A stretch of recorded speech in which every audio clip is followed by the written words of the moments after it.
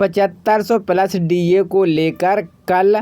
Hello दोस्तों, नए video में आपका स्वागत है। दोस्तों मेरे चैनल पर बने रहें और अधिक से अधिक सब्सक्राइब करें। तो ईपीएस पेंशन भोगी सरकार की उदासीनता के कारण तंगी जीने के लिए मजदूर हो चुके हैं। लंबे समय से पीएस 95 पेंशन भोगी अपने पेंशन में बढ़ोतरी की मांग कर रहे हैं, लेकिन सरकार के कानों पर जू तक नहीं रेंग रहे। उनकी पेंशन बढ़ेगी इतने इंतजार में बहुत सारे पेंशन भोगी स्वर्ग सिधार चुके हैं, लेकिन सरकार उनकी मांगों को नज़रअंदाज कर देती है। ईपीएस 95 के तहत न्यूनतम पेंशन 7500 प्लस डीए मेडिकल की सुविधा की है मांग।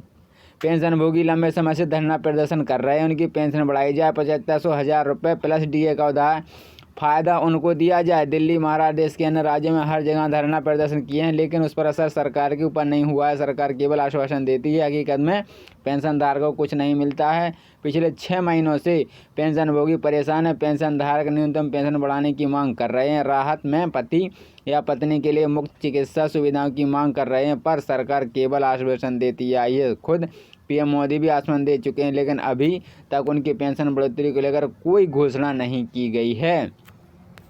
सरकार मानवता के आधार पर बढ़ाएगा पेंशन। कमांडर अशोक रावत का कहना है कि मोदी जी अपनी गारंटी पूरा करने और मान्यता के आधार पर पुरानी पेंशन की मांगों को तुरंत पूरा करें। मौजूदा समय में न्यूनतम पेंशन 1000 है। आज के ज़माने में 1000 से कुछ नहीं होने वाला। ऐसे में पेंशन को बढ़ाना चाहिए। मान्यता के आधार पर पेंशन धारकों के साथ न्याय करना चाहिए। ईपीएफओ का क्या कहना है, सीबीडीटी क्या कर रहे हैं, इसके पचड़े में पेंशन धारक नहीं पड़ रहे हैं। पेंशन धारकों को उनका ही हक उनको नहीं मिलता है। 95 के तहत आने वाले कर्मचारी के मूल वेतन का 12% हिस्सा भविष्य निधि में जाता है, जबकि एम्प्लॉयर का 12% हिस्से में से 8.33% कर्मचारी पेंशनरों में जमा किया जाता है। ये कर्मचारियों का ही पैसा है। कर्मचारी जब रिटायर होते हैं तो इसी से उनको पेंशन दी जाती है, लेकिन सरकार उनका ही हक नहीं देती है। ईपीएफओ द्वारा कर्मचारी को पैसे से ही पेंशन दी जाती है और बैंक ब्याज भी कम मिलता है, और पेंशन मृत्यु होने पर प्रिंसिपल अमाउंट भी कर हो जाता है। ऐसे में पेंशन धारकों के साथ न्याय होना चाहिए।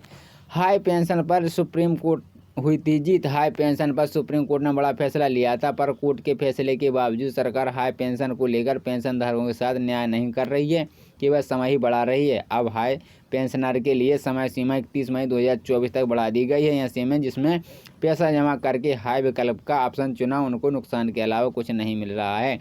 उनका पैसा भी जमा कर लिया है, उच्च पेंशन का लाभ मिलना नहीं मिल रहा है।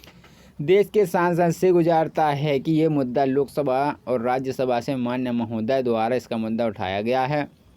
महाराष्ट्र से एनसीपी की सांसद प्रिया सुले इसे मुद्दे पर श्रम मंत्रालय को घेरा। श्रम मंत्रालय ने मंत्रालय तक कहा है कि श्रम मंत्रालय को अगर पेंशनधारकों को चिंता है तो तुरंत उनकी मांग पर मंजूरी लेकर आदेश जारी करे, लेकिन पेंशनधारकों की मांग पूरी नहीं की गई है। ईपीएफओ कार्यालय पर कल होगा प्रदर्शन। 95 राष्ट्रीय संघर्ष समिति के पेंशन कल 11 मार्च को देश भर के ईपीएफओ कार्यालय के प्रदर्शन करेंगे। न्यूनतम पेंशन से वृद्धि के साथ पति पत्नी को चिकित्सा सुविधा का लाभ मिलेगा। इस मांगों को लेकर कल का दिन अहम होने वाला है। न्यूनतम पेंशन 7500 प्लस डीए की मांग की जाएगी। देश से आचार संहिता लगने से पहले अगर इस पर फैसला नहीं होता है तो पेंशनधारक लंबा समय का इंतजार करना पड़ेगा।